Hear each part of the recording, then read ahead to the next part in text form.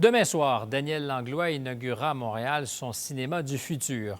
Le fondateur de Softimage a financé lui-même le complexe Excentris, un édifice unique de la rue Saint-Laurent, ici à Montréal.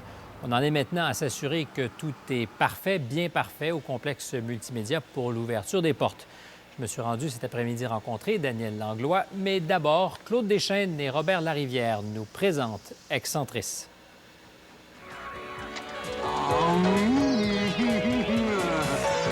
C'est Tony Pelletry, pianiste de bar informatisé, qui a révélé Daniel Langlois. En 1983, avec un groupe de l'Université de Montréal, ce fils d'agriculteur de Saint-Canute créait par les soirs et les fins de semaine ce film d'animation 3D de 6 minutes qui a raflé plein de prix. Rapidement, Tony Pelletry a l'air d'un dinosaure. En quelques années, les logiciels de Softimage, la nouvelle compagnie de Daniel Langlois, font des pas de géant. Au début des années 90, Daniel Langlois est le roi du monde. Il règne sur le nouvel univers des fabricants d'effets spéciaux. Le succès du Titanic, c'est beaucoup grâce à la technologie de la petite firme montréalaise qui, pour agrandir ses locaux, démolit le vénérable cinéma Élysée. Microsoft, le géant américain de l'image de synthèse, s'intéresse à la petite boîte du boulevard Saint-Laurent. En juin 1994, Langlois cède aux avances et vend Softimage à Bill Gates pour plusieurs millions de dollars. Mais pas question de s'asseoir sur sa fortune. L'argent qu'il a fait avec le cinéma commercial, l'artiste entrepreneur le réinvestit dans le cinéma indépendant. Il vient entre autres au secours de Claude Chamberlain et de son Festival du cinéma et des nouveaux médias, en y injectant $250 000. C'est carrément une opération de type, je sais pas, mécène. Il crée aussi une fondation qui porte son nom et qui aura pignon sur la rue de la Commune. Il dote cette fondation d'un budget d'1 million de dollars à être consacré à l'art, la science et la technologie. Son engagement le plus spectaculaire en faveur du cinéma indépendant, c'est le somptueux complexe cinématographique qu'il fait construire à 2 pas de la salle qu'il avait fait raser quelques années plus tôt. Donc, vous allez voir que le mur en ce moment, qui est un mur THX complet, va se déplacer et va libérer la scène. Excentris, c'est 3 salles qui pourront projeter les plus vieux films d'archives, comme les productions les plus sophistiquées en haute définition. Excentris est tellement en avance sur son temps qu'il n'y a pas encore de production haute définition à montrer, à part la série Jules Verne qu'on tourne présentement à Montréal. Dans ces salles hyper sophistiquées où la ventilation sort par le pied des sièges pour être moins bruyante, on projettera donc des films qui ne seront jamais au box-office ou même en nomination aux Oscars. La programmation prévoit par exemple le dernier film du Yougoslave Emir Kusturica ou Lucky People Center International, un tour du monde extrêmement inusité. Daniel Langlois a investi 35 millions de dollars de sa poche pour construire ce nouveau temple du cinéma indépendant et des nouvelles technologies. Tous les sièges qui sont ici en ce moment, la plateforme est entièrement hydraulique et se descend jusqu'à libérer le niveau du plancher qu'on voit là-bas. Et après ça, les murs en séquence se descendent et se referment. Aucun détail ne lui échappe. Il va jusqu'à payer la Ville de Montréal pour qu'elle change les lampadaires devant son complexe. Par la qualité de ses installations, Langlois espère attirer le public vers un autre genre de cinéma. Excentris est le premier complexe du genre. Daniel Langlois a des projets ailleurs, mais il lui importait de commencer à Montréal. Daniel Langlois, bonjour, merci d'être avec nous. Bonjour. À suivre la généalogie de ce projet, de cet immeuble, on peut se demander s'il y a un détail seulement dont vous ne vous êtes pas personnellement occupé. On a l'impression que vous êtes allé jusqu'à visser les boulons d'un mur. Presque, en fait. Non, il y a une équipe extraordinaire qui a travaillé à la construction du complexe lui-même, mais j'ai surveillé tous les détails. C'est un aspect qui me fascine, la construction, l'architecture, et surtout, effectivement, de regarder ça comme un ensemble ou de regarder ça comme un film. Donc, pour un film, il faut regarder tous les détails si on va avoir un bon film. Même chose pour un immeuble. C'est votre projet le plus accompli, cet édifice, parce que c'est un peu une projection de vous-même aussi, j'imagine. Je ne sais pas si c'est le plus accompli, mais c'est le plus présent, en tout cas. Qu'est-ce que vous en pensez, vous? Ah, moi, j'en suis pas mal fier. Je dirais que j'ai réussi à peu près à entre 90 95 à avoir ce que je voulais, ce qui est très bon. Bon, Excentris, le nom le dit, c'est aussi un programme. Tout à fait. Parce que Excentris, c'est un peu aussi Montréal et le choix de tabler sur Montréal. Excentris, c'est un lieu. Donc, c'est plus qu'un building, c'est vraiment un lieu. Pour moi, c'est un endroit où les gens vont se rencontrer, vont discuter, vont pouvoir voir un cinéma qui est différent, qui est effectivement excentrique, pas excentrique dans le sens excentricité, mais excentrique dans le sens qui est en dehors du centre. Des circuits. Exactement. Au niveau de sa programmation, au niveau de son espace, au niveau d'où est-ce qu'il est. C'est la suite, en fait, tout ça, de ce qu'on retrouve normalement, qui est utilisé par les logiciels de Softimage au niveau du 3D, des produits des majors américains. Excentrique, c'est comme qu'est-ce qu'on peut faire avec ces outils-là en parallèle du mainstream. Mais c'est aussi le cas de Montréal qui, par rapport à d'autres grandes villes, est un peu, sans méchanceté aucune, en parallèle du mainstream des grandes villes. Vous avez parié, choisi Montréal. Tout à fait. Mais en fait, Montréal a été en parallèle il y a longtemps et Montréal est moins en parallèle maintenant. Par contre, on a un historique à cause du film européen auquel on a eu accès pendant des années, à cause des productions, en fait, générales, mondiales qu'on a eu accès, que la plupart des Américains n'ont pas eu accès. Effectivement, avoir connu une historique parallèle. On l'est moins. Avec Excentris, je pense qu'on le retrouve, cette vocation-là, en fait, cet accès à de l'information différente. Mais dans le fond, comme question, c'est comme équipement.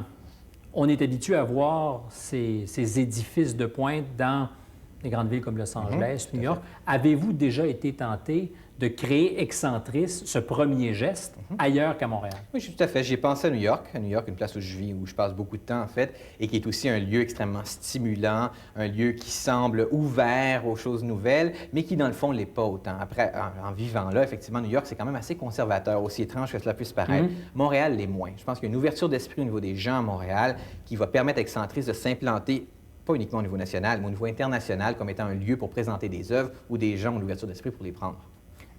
Donc, si ça a été une tentation, le projet rapidement est revenu pour vous dans son implantation à Montréal, si New York a été une tentation. Tout à fait. J'ai pensé à New York, effectivement, et New York va peut-être être la suite d'Excentris Montréal. Il pourrait y en avoir une suite. Absolument, et ça pourrait être New York, ça pourrait être ailleurs. New York est probablement la meilleure ville pour ça. Mais le premier, ça me semblait évident dans mon évaluation que Montréal était l'endroit idéal. Est-ce qu'il y a quelque chose d'un retour de l'ascenseur aussi, dans la mesure où vous avez à un moment donné choisi de vendre votre entreprise, Softimage, à un géant américain, sans avoir mauvaise conscience d'aucune façon, je ne le présume pas, mais de vous dire... Non, vous n'avez pas l'air d'avoir d'aucune façon mauvaise conscience. Aucune mauvaise conscience par rapport à ça, au contraire. Bien, si on s'est vendu aux Américains, on peut aussi quand même investir ici, dans la cour arrière. Mais c'est ça aussi, c'est que les gens, souvent, la compréhension d'une vente d'une entreprise, pour beaucoup de gens, c'est comme la fin, en fait, d'une aventure, alors que vendre Softimage, c'était le début d'une seconde aventure qui est Excentris et de d'autres qui vont venir. Donc, utiliser les capitaux qui sont venus de cette vente-là pour effectivement, dans ce pas un retour d'ascenseur, mais c'en est peut-être un, de réinvestir au Québec avec d'une autre façon. Softimage est un succès, il va continuer à l'être. Donc, Softimage, c'est pas fini, ça continue sous l'égide, maintenant, même plus de Microsoft, mais d'Avid Technologies, puisque la compagnie a été rachetée une deuxième fois. Mais on ne peut pas arrêter là, il faut continuer, il faut avancer, il faut aller plus loin. Tout à l'heure, vous sembliez effectivement dire aucun regret, mais... Est-ce qu'il vous arrive d'abord de regarder derrière vous, de regarder ce qui s'est passé un peu? Bien, tout à fait. Je ne peux pas penser en avant sans regarder ce que j'ai fait avant. Alors, est-ce qu'il y a quand même eu déjà des moments de doute? Est-ce que vous vous êtes déjà dit, est-ce qu'on n'aurait peut-être pas dû jusqu'au bout rester chez nous, indépendants, comme nous l'étions à l'origine? Pour Softimage? Oui. Pas du tout. Pas du tout. J'ai eu des doutes au moment de prendre la décision, comme toujours, au moment de prendre la décision. Mais quand on regarde la situation, ce qui s'est passé, premièrement, je pense que j'avais raison. Les employés sont restés ici, la compagnie a grandi, l'impact de Softimage a grandi aussi. Si on était resté seul, je ne pense pas que Softimage aurait pu avoir le même impact que celui qu'il a eu en ce moment. Bon, si vous avez vendu, ça vous a permis de faire personnellement beaucoup de sous. Tout à fait. C'est ce qui vous permet aujourd'hui, dans la communauté, d'investir. Exactement. Vous le disiez la première fois que vous avez annoncé le projet presque du bout des lèvres, c'est du mécénat, je suis un peu un mécène. À 35 millions, juste pour Excentris, c'est du gros mécénat, là, du mécénat lourd. C'est du mécénat sérieux à l'ampleur de ce que... Si on veut changer les choses, je pense qu'il faut réellement investir de façon sérieuse au niveau culturel, spécialement. Les gouvernements ne le font plus, il faut que les gens de l'industrie le fassent. 35 millions, c'est sérieux, mais c'est aussi une aventure qui est commerciale dans un sens. Les films ne le sont pas, mais je veux quand même que toute l'aventure soit autosuffisante et saine. Je ne veux pas quelque chose qui va mourir et qui va avoir besoin de subventions pour continuer. Donc, ça devrait être rentable. Ça devrait subvenir à ses besoins. Alors, revenons à la question du mécénat parce qu'elle est intéressante. Vous le savez probablement, puisque vous connaissez Bill Gates, quand M. Turner, Ted Turner, avait annoncé qu'il donnait 1 milliard aux Nations Unies, il avait lancé un défi, puis il avait presque dit de Bill Gates qu'il manquait de générosité, qu'il était temps que lui aussi s'investisse, donne des sous. Tout à fait. En faisant un pareil geste pour la culture, avez-vous l'impression que ça montre la direction? Tout à fait, tout à fait. C'est pas ma motivation première, mais je pense que ça donne la direction à des gens d'affaires qui ont réussi ou qui réussissent ou qui vont réussir, qu'il y a plusieurs endroits où on peut effectivement réinvestir, qui n'est pas uniquement les compagnies, l'industrie, la médecine, la science, mais aussi l'art en général qui doit être supporté au même titre que toutes les autres choses. Je pense que ça donne une direction à beaucoup de gens. Vous y pensiez quand vous avez conçu ce projet? Tout à fait. Tout à fait. En fait, même une partie, si on va en parallèle, il y a la Fondation Daniel Langlois qui existe aussi, qui a des programmes, effectivement, pour sensibiliser les gens d'affaires au milieu culturel, dans le but qu'éventuellement, par un contact fréquent avec les arts, ces gens-là pensent aussi au niveau des arts quand ils pensent à investir ou à donner. C'est un message fort que vous envoyez d'une certaine façon. Je ne sais pas s'il est vous fort, mais touchez pour au moi, il bobo. est important. Mais de votre point de vue, est-ce que la communauté des gens d'affaires au Québec, au Canada en général, a du rattrapage à faire à ce point de vue-là? Tout à fait, tout à fait. Il y a une tradition. La culture du mécénat, dans le fond, est encore très jeune. Absolument. Elle est très jeune. Premièrement, au Québec en particulier, on n'avait pas les moyens pour le faire au niveau des Québécois comme tels. On l'a depuis maintenant quelques temps. Il y a de plus en plus de Québécois qui ont le pouvoir et l'argent pour le faire et qui y pensent et qui le font. Mais je pense qu'il faut élargir les horizons de ces gens-là. Mais c'était vraiment pas une tradition ici.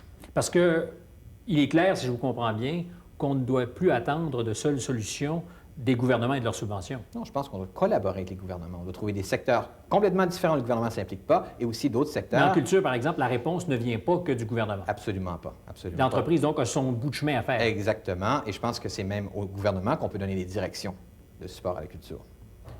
Est-ce que vous avez une idée de ce que vous serez prêt à consacrer en part de votre fortune à la culture, au mécénat? Est-ce que vous vous êtes dit un jour, bien, je ne sais pas moi, 50 de ce que je possède devrait être... Parce que vous avez l'air à calculer pas mal vos affaires, hein? Il n'y a pas beaucoup d'improvisation. Non, absolument pas. Est-ce qu'il y a un chiffre magique, puis je ne parle pas de montant, comme de proportion que vous allez consacrer au mécénat? Bon, premièrement, au niveau de mon temps personnel dans les années à venir, ça va aller jusqu'à, moi, je prévois avoir 50 à 60 de mon temps qui est consacré uniquement au support de la culture, développement de films, production de films, support au niveau international autant que local.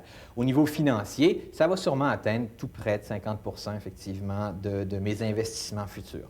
Donc, on parle de dizaines et de dizaines de millions de dollars. Tout à fait, tout à fait. Serez-vous suivi? Je l'espère. Daniel Langlois, merci beaucoup. Merci.